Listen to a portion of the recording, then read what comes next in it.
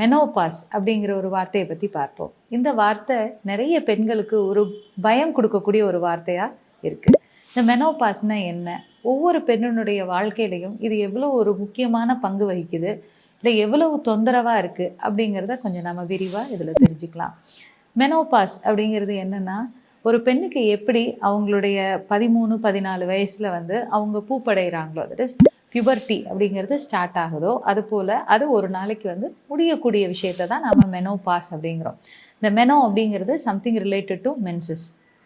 Pass அப்படின்னா நம்மளுக்கு தெரியும், எல்லா இடத்துலையும் ஒரு பாஸ் பட்டன் இருக்கும். ஸோ அது மாதிரி தான், அது நம்மக்கிட்ட ஸ்டாப் ஆயிரும். ஸோ மெனோபாஸ் அப்படிங்கிறது என்றைக்கு உங்களுடைய மென்சஸ் நிற்கிதோ அதை நாம் மெனோபாஸ் அப்படின்னு சொல்கிறோம். இந்த மெனோபாஸ் அப்படிங்கிறது ஒரு நாளில் நடக்கக்கூடிய விஷயம் கிடையாது. அப்படின்னா என்ன அர்த்தம்? இது ஒரு ப்ராசஸ்ன்னு சொல்லலாம். ஒரு குறிப்பிட்ட ஒரு நாட்களில் சில வருடங்கள் எடுத்து நம்ம உடம்பு தன்னைத்தானே மாற்றிக்கிற ஒரு விஷயத்தை பேர் தான் நம்ம மெனோபாஸ்ன்னு சொல்கிறோம். இது குறிப்பாக பெண்களுக்கு எந்த வயசுலேருந்து வருது அப்படின்னு பார்த்தீங்கன்னா, ஒரு 40லேருந்து 45 வயசுக்குள்ளாக அவங்க கரெக்டாக அந்த மெனோபாஸை அட்டைன் பண்ணுறாங்க. அப்போ தீட்டு நின்றுட்டாலே அதுக்கு பேர் மெனோபாஸா மேடம் அப்படின்னு கேட்டால் இல்லை. ஒருத்தருக்கு, ஒரு பெண்ணுக்கு இயல்பாக அவங்களுக்கு தீட்டு வந்துட்டே இருந்து அது ஒரு வருஷம் வரைய கம்ப்ளீட்டாக வரல, விதவுட் எனி சிம்டம்ஸ் வரல அப்படின்னா நாம் அதை மெனோபாஸ் அப்படின்னு நாம் எடுத்துக்கிறோம். அதாவது இப்போ ஒருத்தவங்களுக்கு 42 வயசுலேருந்து அடுத்த ஒரு வருஷத்துக்கு கம்ப்ளீட்டாக பீரியட்ஸ் வரல அப்படின்னா அதை நம்ம மெனோபாஸ்னு எடுத்துக்கலாம். இப்போ அதே இது இதை 3 செக்மெண்ட்டாக சயின்டிஃபிக்காக பிரிச்சுக்கிறோம்.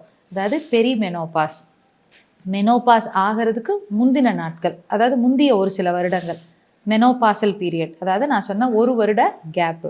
போஸ்ட் மெனோபாசல் பீரியட், இந்த ஒரு வருடம் தீட்டு வராமல் இருந்து அதுக்கப்புறமும் கண்டினியூ ஆகக்கூடிய பீரியட் போஸ்ட் மெனோபாசல் பீரியட்னு சொல்லுவோம். ஸோ இந்த 3 பீரியடும் கிட்டத்தட்ட ஒரு பெண்ணினுடைய வாழ்க்கையில் எப்படி இருக்கும் அப்படின்னு பார்த்தீங்கன்னா, இப்போ நாம் சொன்ன ரேஞ்ச் ஒரு 40லேருந்து 45 வயதுக்குள்ளாக இந்த மாற்றங்கள் ஏற்படுதுன்னு சொல்கிறோம். ஆனால் இதுக்கு நம்மளுடைய உடம்பு தயாராகக்கூடியது பார்த்தீங்க அப்படின்னா அநேகமாக ஒரு 38 வயசுலேருந்தே ஸ்டார்ட் ஆயிடுது அப்படின்னு சயின்டிஃபிக்காக சொல்கிறாங்க. எப்போ முடியும்னு கேட்டிங்கன்னா அது ஒரு 55 வயசு வரை நீட்டிக்கலாம் அப்படிங்கிறதையும் சொல்கிறாங்க. அப்போ இது எதை பொறுத்தது? இவ்வளோ லாங் பீரியட், இவ்வளோ பெரிய ஒரு காலகட்டம் ஒரு பெண்ணினுடைய வாழ்க்கையில் அவங்க அந்த மெனோபாஸை சந்திக்கிறாங்க அப்படின்னா அது மிகப்பெரிய உண்மை. ஸோ இந்த ஒரு பீரியடில் அவங்களுக்கு நிறைய வித்தியாசமான அனுபவங்கள் ஏற்படுறதுக்கு வாய்ப்புகள் இருக்குது. அதில் ஒரு சில இது தொந்தரவாகவும் இருக்கலாம். அதற்கு சின்ன சின்ன மருத்துவங்கள் அப்பப்போ தேவைப்படுறதாகவும் இருக்கலாம். ஒன்று, இப்போ நம்ம சொன்னது 38 வயதுலேருந்து 55 வயசுங்கிறது எதை பொறுத்து சொல்கிறோம் அப்படின்னா, ஒவ்வொருத்தரோட ஹெரிடிட்டரியாக, அதாவது அவங்களுடைய குடும்பத்தன்மையை பொறுத்து அது மாறக்கூடியது.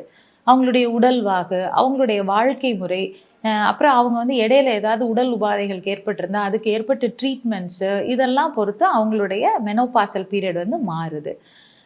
இப்போ உதாரணத்துக்கு நார்மலாக ஒரு விமனுக்கு ஒரு இயல்பாக அவங்க எந்த விதமான ஒரு ஹார்மோனல் ட்ரீட்மெண்ட்டில் இல்லை, இயல்பாகவே கருத்தரிச்சாங்க, இயல்பாகவே முதல்ல அவங்க நார்மலான கரெக்டான வயதில் அவங்க பெரியவங்களானாங்க, அதுக்கப்புறம் இயல்பாக கருத்தரிச்சிட்டாங்க, அதுக்கப்புறம் ரீப்ரொடக்டிவ் ஏஜ் ரொம்ப நார்மலாக இருந்தது, அதுக்கு அடுத்து மெனோபாஸ் வருது அப்படிங்கிறப்ப அவங்களுக்கு இந்த 40 வயதுலேருந்து 45 வயதுக்குள்ளாக மாறுறதுக்கு வாய்ப்பு இருக்குது. இப்போ உதாரணத்துக்கு அதே பெண் ஒரு ரீப்ரொடக்டிவ் ஏஜ் குரூப்னு சொல்கிறது, அதாவது என்னைக்கு அந்த பெண் பூப்படைகிறாங்களோ அதில் இருந்து, தட் இஸ் மெனார்கி அப்படின்னு சொல்லுவோம், அந்த மாதிரி அவங்க பெரியவங்களாகிறாங்களோ, இல்லை நம்ம பக்கத்தில் சொல்கிறோம்னா வயதுக்கு வருகிறார்களோ, அந்த மாதிரி வயதுலேருந்து அவர்களுக்கு ரீப்ரொடக்டிவ் குழந்தைகள்லாம் பிறந்து அந்த மாதிரி ஏஜ் வரை கிட்டத்தட்ட ஒரு 35-38 வயசு வரைய அவங்களுக்கு எந்த விதமான கர்ப்பப்பை தொடர்பான பிரச்சனைகளோ, இல்லை சினைமுட்டை பை தொடர்பான பிரச்சனைகளோ, அப்படி இல்லை ஹார்மோன் பிரச்சனைகளோ, இது எதுவுமே இல்லாமல் இருக்கிறது. அப்படி இல்லை அவங்களுக்கு சுகரு, ப்ரெஷரு, இந்த மாதிரி வேரியேஷன்ஸ் இல்லை கர்ப்ப காலத்தில் அவங்களுக்கு பிரச்சனைகள் எதுவுமே இல்லாமல் இந்த மாதிரி நார்மல் ரீப்ரொடக்டிவ் பீரியடில் இருக்காங்க அப்படின்னா அவங்களுக்கு இதை ஒரு காலகட்டமாக நாம் சொல்லலாம். இதுவுமே என்னென்னா ஒரு 100 பேருக்கு எடுத்து பார்த்தா அதில் 95 பேருக்கு இருக்கக்கூடியது தான் நம்ம இந்த மாதிரி 40 to 45ன்னு சொல்லுவோம். ஏன்னா நிறைய பேருக்கு டவுட் வந்துடும், ஐயோ எனக்கு அப்போ இந்த மாதிரி இல்லையே, எனக்கு இப்படி இருக்கே, மாறி இருக்கே, எனக்கு 50 வயசு ஆகுது ஆனால் இன்னும் நான் இந்த மாதிரி நார்மல் பீரியட்ஸில் இருக்கனே அப்படின்னா தப்பு கிடையாது. ஸோ இது எதை பொறுத்தெல்லாம் மாறும் அப்படின்னா உங்களுடைய குடும்பத்தன்மை ஹெரிடிட்டரியாக இருக்கக்கூடியது அது பெரிய ரோல் ப்ளே பண்ணும். உங்கள் அம்மாவுக்கு, உங்கள் அத்தைங்களுக்கு, இல்லை உங்கள் சித்திங்களுக்கு, உங்கள் பாட்டிக்கு, இவங்களுக்கெல்லாம் எப்போ வந்து இந்த மாதிரி இருந்ததோ அந்த ஏஜை பொறுத்து நிறையாவே மாறும். ஒன்று. இரண்டாவதாக உங்களுடைய வாழ்க்கை முறை எப்படி இருக்கோ அதை பொறுத்து மாறும். மூணாவதாக உங்களுடைய ரீப்ரொடக்டிவ் ஏஜ் குரூப்பில் என்ன ட்ரீட்மெண்ட் எடுத்துக்கிட்டோமோ அதை பொறுத்தும் மாறதுக்கு நிறைய வாய்ப்புகள் இருக்குது. இல்லை இது தவிர்த்து நான் ஏதோ ஒரு பிரச்சனைக்காக இந்த பர்டிகுலர் மருந்துகளை சாப்பிட வேண்டிய சூழ்நிலையாக இருந்தேன், அதனால கூட மாற்றங்கள் வரலாம்.